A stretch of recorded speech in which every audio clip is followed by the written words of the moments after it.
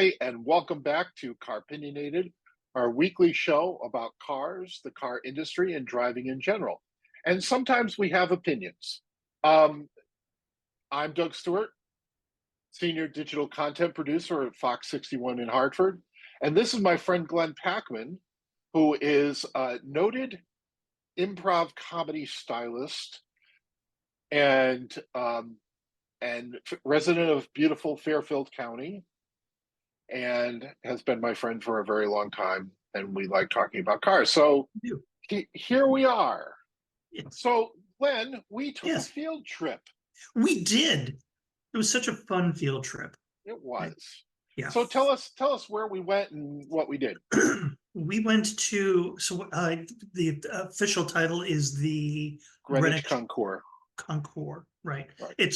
That's a very fancy way of saying the car show in Greenwich. Right on Long Island Sound, just south of downtown Greenwich. They actually did a beautiful job, I thought, with it. It was very nicely laid out.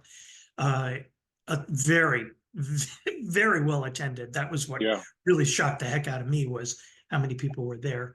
And yeah, it was mostly, nearly all old car collectibles that had been brought in for the show, with a couple stray dogs. But really impressive overall. I thought they did a terrific job with it. And we had a nice day, and that was our field trip. It was fun. Yep. Yep. We And had media passes, which was which meant that we got lunch. yes, we got lunch, and Yeah. people looked at us like, oh, they're important. Whoa, Yeah. Yeah. Um, brought Sponsored by the fine folks at Haggerty, the insurance company that focuses on classic cars. And I went to it 5 years ago, and seemed not changed at all in character by Haggerty coming in. I thought Haggerty just brought a level of sophistication to Sure. things that was nice. Yeah. I thought that everything was well laid out, and it's not a lot of cars. I mean, I'd be surprised if there were, 50. Maybe Yeah, I'm wrong, but I think that's probably a good estimation. I still felt like it was a full event, though. oh, absolutely, We yeah, had a really yeah, nice range. I was especially impressed that how well the British segment was represented there. A lot of really cool classic British cars, all the way from Triumph and MGB, all going way back in time. yeah. Um, it was a nice range, and you could sense the pride of ownership that went into these cars and the people that had brought them there. And that just, I don't know, it's not anything tangible, but I think it adds a real richness to something like that when the people are very proud to be there. Mhm. So it was a great event, wandering around and laid out nicely. And for all the people that were there, it wasn't like mobbed at any one Not at point. all, not at all. Um, yeah, I was impressed with the rotation that they did for their platform area, where they took two, three cars at a time from different segments, and then did a little meet and greet with the owners, talked about the segment, and the people that were on the mic were really knowledgeable too, which is Mhm. really nice, because I'm not a classic car guy. So to hear them talk about this, I was like, it's educational, and Mhm. that's an added bonus. Yeah, and they had Ed Welburn, former head of GM Design, was Mm. there, Yep. and who could talk about cars that he had you know been contemporaneous with his entire career. There was a 71 Buick Skylark, I think, Yeah. and he was able to talk about how those cars fit in a larger, how they fit in the GM product line. So yeah, I thought that was really good. I thought they had a smattering of brand new cars too, Right. and you and I saw our first cyber trucks. Yes. I, please, no hate mail. I was just so not impressed. It's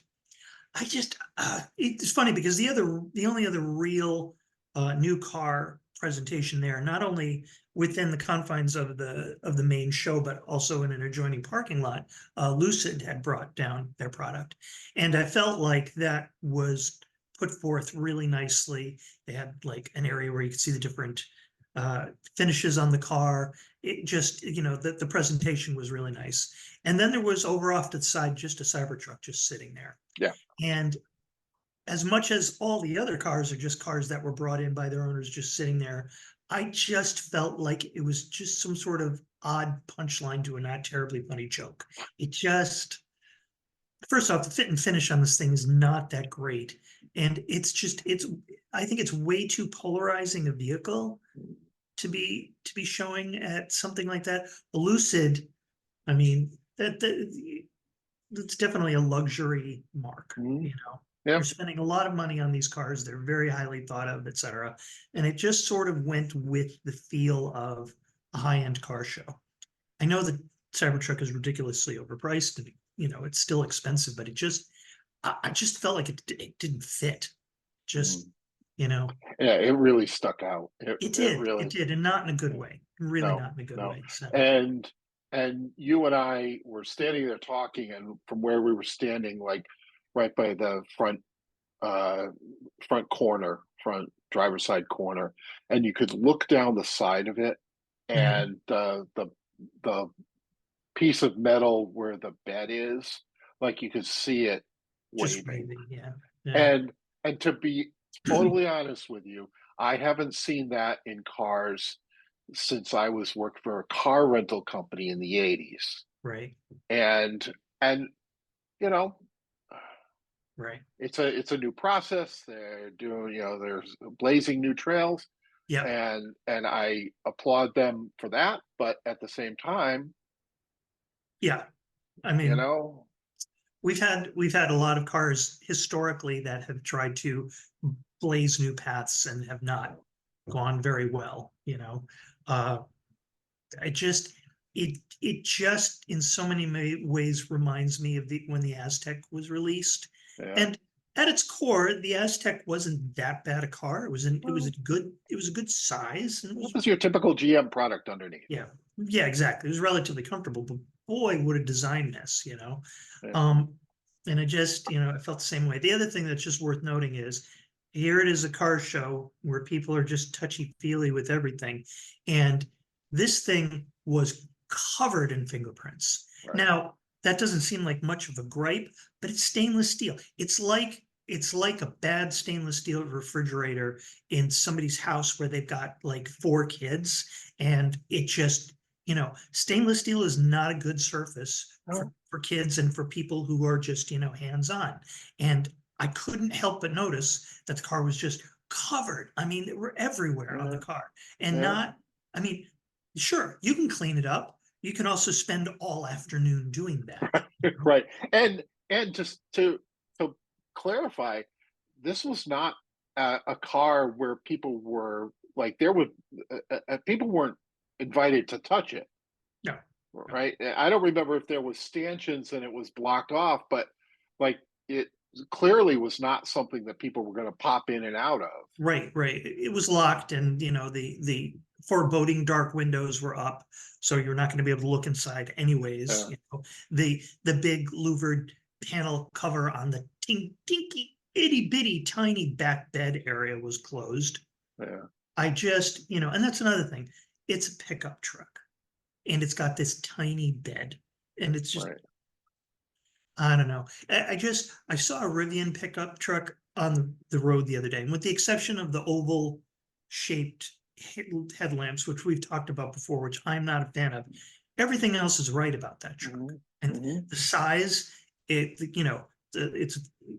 4-door with a decent sized bed on the back. And I just was thinking to myself, if I'm going to spend that kind of money on an electric pickup truck, I'm going to drive that, and Hmm. certainly not a Cybertruck, because it just it it didn't strike me as functional, useful. Yeah. It's just a loud statement from a loud statement kind of guy, Yeah. Yeah. and What did you it think of the was Lucid? I like the Lucid a lot. I They're cost prohibitive is, my big thing that I go to. They're just a very expensive car, but um, they're it's an elegant looking car. Mhm. And whereas I think most people that are designing, most companies that are designing electric vehicles right now are really trying to go for like an electric car look. Lucid is just designing a beautiful vehicle. Mhm. It's just no. Uh, I keep seeing last gen Honda Accords like in the distance and thinking, is that a Lucid? Because it's got a big silver bar along right, right, and oh no, it's an Accord. yeah. Okay. Um, and I really like the fit and finish, the Mhm. materials, and my problem was, and maybe it's because I'm gangly and awkward and haven't figured it out. And so I kept the two times I got in and got out and went back in, and I hit my head on the A pillar Yep, because it's got a yep, very, very and maybe rigged. I just need to learn to go back, you know, should I buy one? Um, but once you're in there, I mean, Yep, yep, beautiful. absolutely, absolutely. Maybe it's just that we're getting used to SUV culture where getting in and out of a vehicle is much easier than a Yeah, sedan. that's true. That's a We've very gotten good so point. used to it. So Um, the other thing that impressed me about the show, and this is what I learned last time when I went down, is that the parking lot is almost as interesting as, as the show itself, right? right. Because at one point I was waiting for you outside the parking garage, and I'm just sitting there, and it's classic Porsche, Ferrari, this and that and the other thing, and Porsche 928 went by, and Mhm, all these cars that were just really, really beautiful. Not mhm, to the museum quality of the cars that were in the inside the show, but they seemed well kept. sure. And what better day than to take it out on a 75-degree sunny day with clear no clouds in the sky you Right, know right, exactly. um, And but just from a demographic standpoint, and for those of you who don't know, Greenwich is the very last town in Connecticut. It takes up the last portion of our little panhandle. So it's the closest to New York that you can get and be in Connecticut, which makes it extremely desirable. And it's always been a town of wealth. A lot of big money earners from New York. old old money. Old money, lots of old money.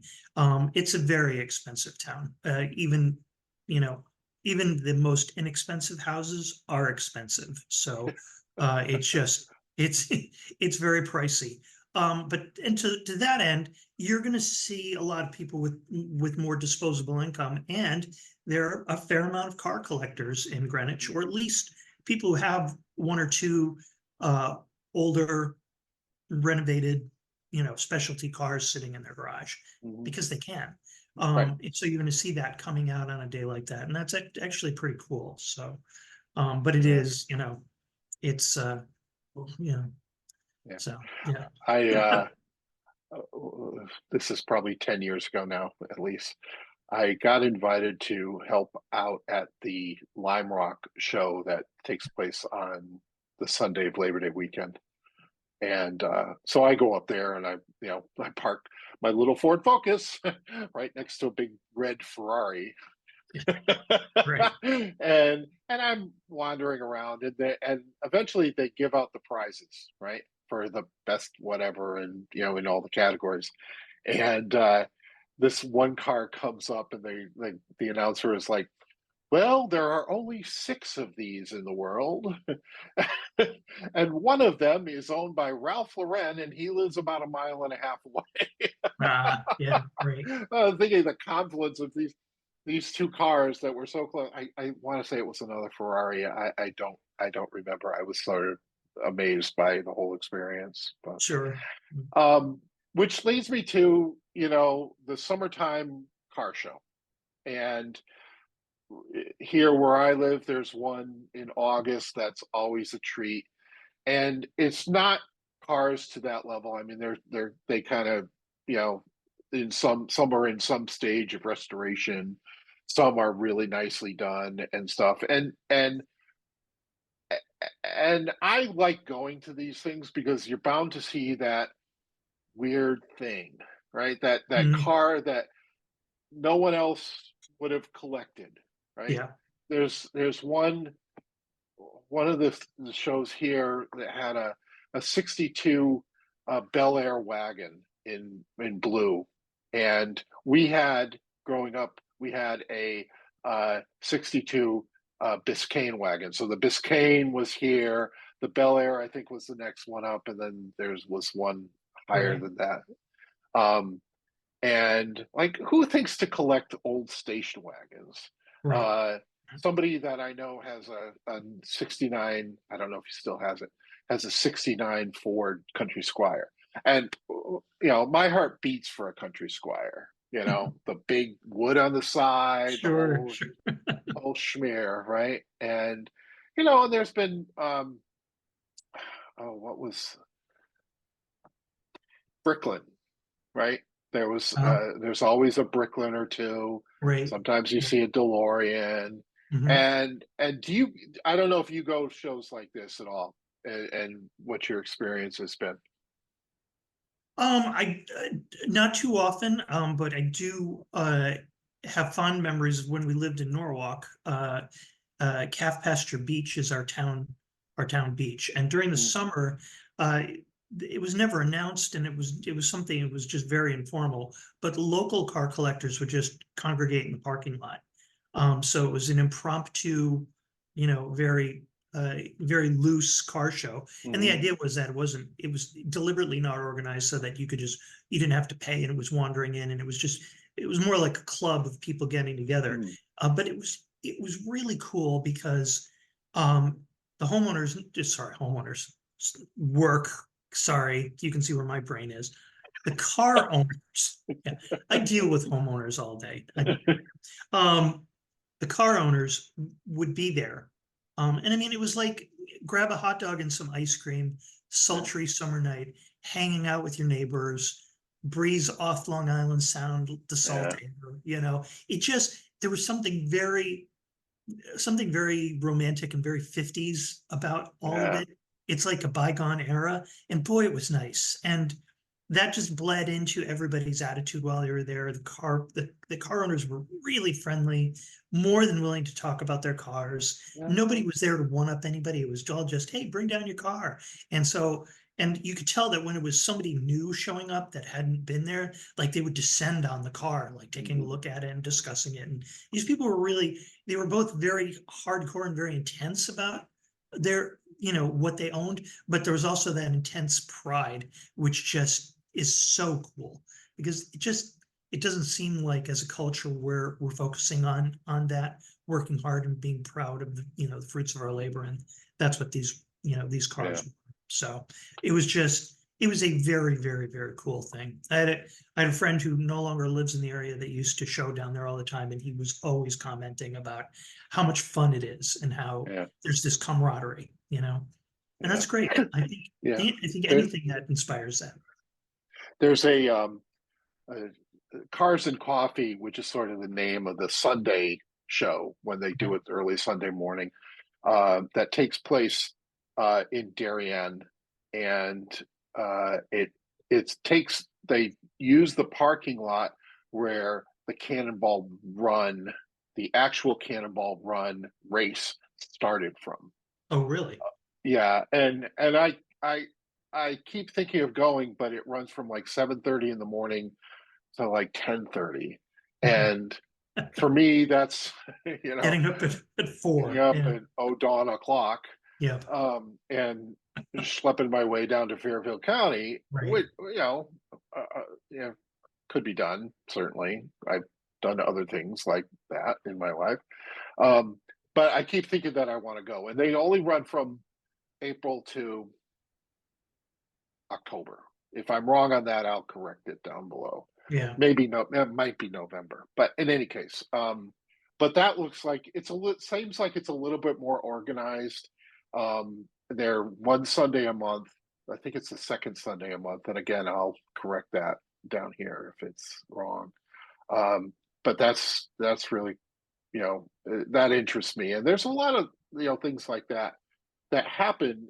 You're talking about spontaneously, but Mhm. over the course of the summer in Connecticut, there's, every weekend you can find one of these things. Sure, sure. And the other thing I think is cool is like when people are leaving those, and like four or five of these cars will be cruising down the highway together, and Yeah, you'll see, a string of classic Mustangs. You know, yeah, it's pretty cool. yeah. We used to Pretty see cool. that a lot in upstate New York when we had the lake house because the roads up in that area were very, very, very well kept because there aren't a lot of them.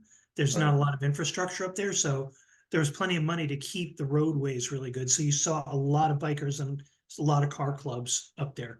And every now and then it would be the same make model of car, hundreds Yeah. of them at a time. It was just Yeah. great. Well, that's cool.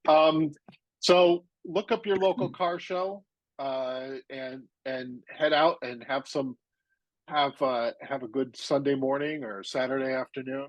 Yeah. Um, anyway, that's been it for this week. Remember to like and subscribe on YouTube. It helps us out. Yeah. Remember that weird car that you like that no one else seems to like, send us a picture, a little bit of description of why you think that's pretty cool. And to D Stewart at fox61.com, and we'll feature it here. We've had a couple, Yeah. and we'd like to continue to do that.